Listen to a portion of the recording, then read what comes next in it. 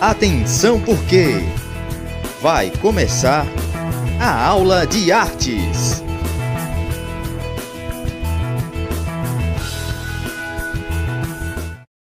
Olá pessoal, tudo bem? Vamos começar mais uma aula de artes com vocês aqui do 8º ano IEJA 4. Quem está falando com vocês, Paulo Brainer. E vamos para a nossa aula de revisão. É isso mesmo, vamos para a revisão da aula de artes. Vamos lá. Mas antes, vamos para a hora da correção da atividade anterior. Então vamos lá. Primeiro, de acordo com a aula, que tipo de gênero teatral podemos observar na imagem? Então, se você marcou a letra C, tragédia, está correta, tá bom? Segundo, preste bastante atenção na frase e encontre a alternativa correta.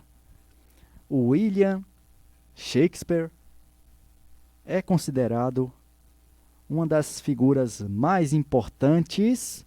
Aí você vai ter que completar essa frase. Se você marcou a letra A do teatro, está correta. Terceiro, identifique a opção verdadeira de acordo com o que já foi mencionado na aula. Que tipo de gênero teatral podemos identificar na imagem? Então, se você optou pela letra B, comédia, está correta. O 4. Observando a ilustração, a peça Romeu e Julieta representa qual gênero teatral?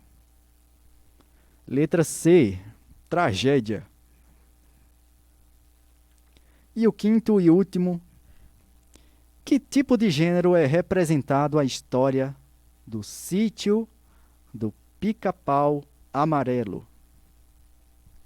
Localize a alternativa verdadeira. Se você optou pela letra A, fantasia, está correta.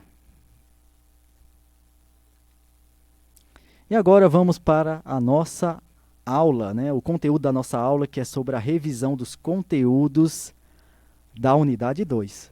Tá? Então, vocês podem observar as imagens que são representadas através dos 3 conteúdos que foram trabalhados da segunda unidade. E o primeiro foi sobre a influência da mitologia no cinema e na literatura. Tá? Então, para vocês observarem, né, que o cinema, né, é influenciado através da mitologia. Né?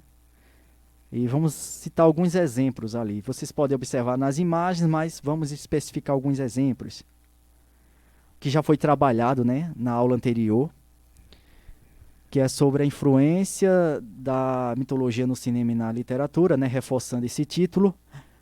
Os mitos, eles geralmente são narrativas simbólicas, que explicam a origem de costumes, festejos, rituais, entre outras experiências nas diversas culturas.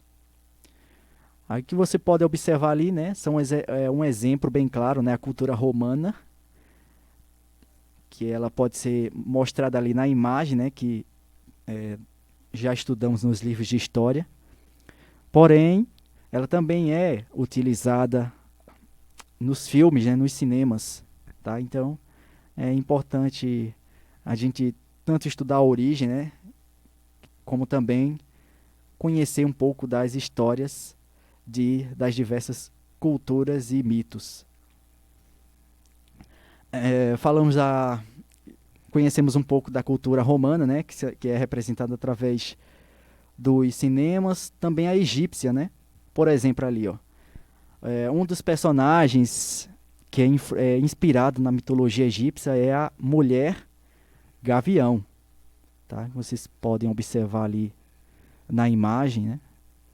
Ela foi uma inspiração para dentro da mitologia egípcia, né? E entre vários filmes e tudo mais. Existe até, né, dentro do livro sagrado da Bíblia Sagrada, existe também a história do Egito, né, a história de José do Egito, enfim.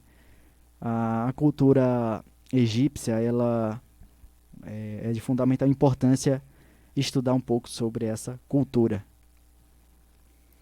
A influência da cultura estrangeira em nossa sociedade, né, vocês podem observar a representação através de marcas bem famosas. As novelas que destacam outras culturas, né, por exemplo, a figura 1, que representa a cultura indiana, e a figura 2, que representa a cultura muçulmana. A influência histórica no cinema, vocês podem perceber ali o Robin Hood, que é um herói mítico e um fora da lei, né, que roubava da nobreza para dar aos pobres. Aí isso popularizou-se, né, e até os cinemas começaram a investir nas histórias e cada vez mais adaptá-las. Outro exemplo também, o Peter Pan, né, o Peter Pan, que é o Peter Pan, né, popularmente aqui brasileiro e tal, que tem a questão, né, da fadinha chamada Sininho, né, a Terra do Nunca, enfim, e que foi popularmente, né, adaptada, né, de diversos filmes, mas que foi tirada, né, o princípio e a origem ali de uma história infantil ali, e é isso, e que foi popularmente né, tirada ali da mitologia, das histórias, enfim, e influenciada e utilizada muito nos cinemas. A mitologia grega, como vocês já sabem, né, que tem vários filmes famosos que falam e representam a cultura grega. E no Brasil, existem algumas lendas do folclore, né, alguns personagens que foram introduzidas em séries de animação. Né? Esses dois personagens, né, tanto o Saci Pererê, como também a Cuca, são personagens que fazem parte do folclore brasileiro e que foram inseridos no Sítio do Pica-Pau Amarelo, né, através do grande escritor, o inesquecível e saudoso Monteiro Lobato.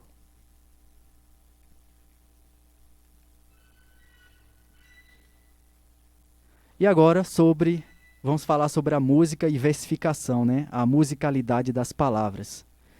Então, praticamente, né, esse é mais um conteúdo para a nossa aula de revisão, né, onde eu falo sobre a estrutura da versificação, né? E é isso aí. Eu tinha falado recentemente. É um conteúdo bastante legal porque fala sobre como surgem as primeiras palavras, né, inspiração e tudo mais. E o primeiro conceito, né, de versificação é sobre a questão da ideia, né, que é o primeiro princípio na elaboração da sonoridade das palavras rimadas. E é isso, o primeiro conceito, é a ideia. Né? Se você não tiver ideia, como é que você vai formar Só se você pegar de outra pessoa, mas não se torna algo original. Depois da ideia, que é o ponto inicial, a origem, vem o ritmo, né? Que o ritmo é a batida, é a musicalidade ali, e é o gênero que você tem que escolher ali, tá? Então, se você quer algo mais pop, tem o rock, tem o hip hop, né? Existem vários exemplos de ritmos ali. A metrificação, que é uma regrinha que você tem que colocar, né? Porque antes do modernismo, né, a métrica era fortemente defendida pelos poetas. E eles buscavam nas suas composições a qualidade ou a perfeição obtida através dos versos certinhos, entre aspas, né, que são os versos organizados. Aí alguns exemplos de metrificação, né, a canção do exílio. Aí, se vocês observarem bem, né, existe uma quadra ali. E o que é uma quadra? Né? É o agrupamento dos 4 versos ali para formar o poema. Tá? E ali a canção do exílio também, ele pode ser também musicalizada, né? Porque existe a sonoridade das palavras, né? A sonoridade e as rimas, né? A identificação de uma palavra parecida com a outra na questão da sonoridade. Aí isso significa metrificação, tá? É seguir a risca e usando uma regra ali.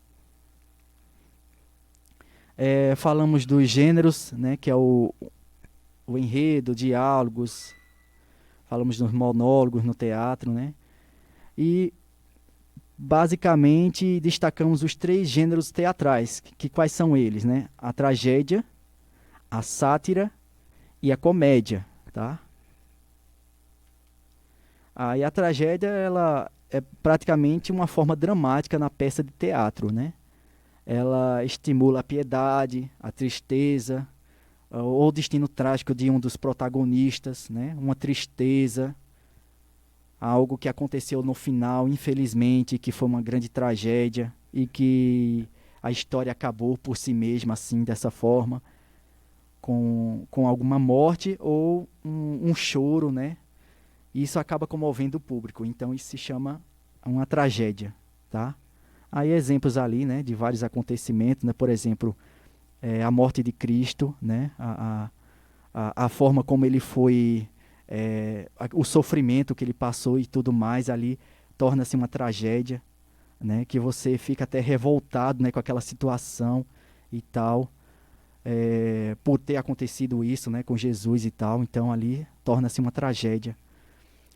A segunda foto ali mostra Sócrates, né, sendo prestes a morrer, ele tomando uma espécie de veneno ali, né, e os seus súditos, os seus seguidores, né, os alunos, tomando, mas sentindo aquela tristeza, né, mas Sócrates, ele por ser um homem honrado, né, e de princípios, ele quis não negar suas ideias e tudo mais. E naquela época, né, a questão de a penalidade de morte era você ou tomar um veneno ou você se isolar em um país, né? Então ele preferiu não se exilar e morrer com as suas próprias ideias e não renegá-las. Então ali também torna-se uma tragédia dentro da filosofia. E, por último, a tragédia de Romeu e Julieta, né? Um dos protagonistas, a morte de um dos protagonistas. A comédia, né, que é apenas para provocar o riso nas pessoas, não tem tanto envolvimento assim, não mostra nenhuma situação profunda, né? Então, exemplos ali, né, vocês podem perceber, né, tanto programas televisivos no SBT, na Globo. A sátira, que é o ridicularizar mesmo, né, causar polêmica, fazer piadinha com outros programas televisivos, né? Aí o Hermes e Renato fazia muito, o Pânico na TV também fazia bastante isso, entre outros programas televisivos aí de comédia. Monólogos e diálogos, né?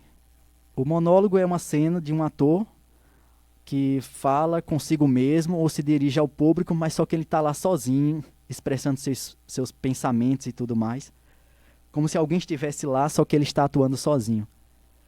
E o diálogo é o envolvimento de 2 ou mais de 2 personagens em uma cena teatral. Beleza? Então é isso, pessoal. Recapitulando, né? Falamos sobre os capítulos e tudo mais, né? Os conteúdos. Destacamos os 3 conteúdos aqui da segunda unidade. E é isso aí.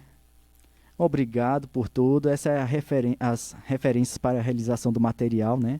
As fontes de pesquisa. E é isso aí. Valeu, pessoal.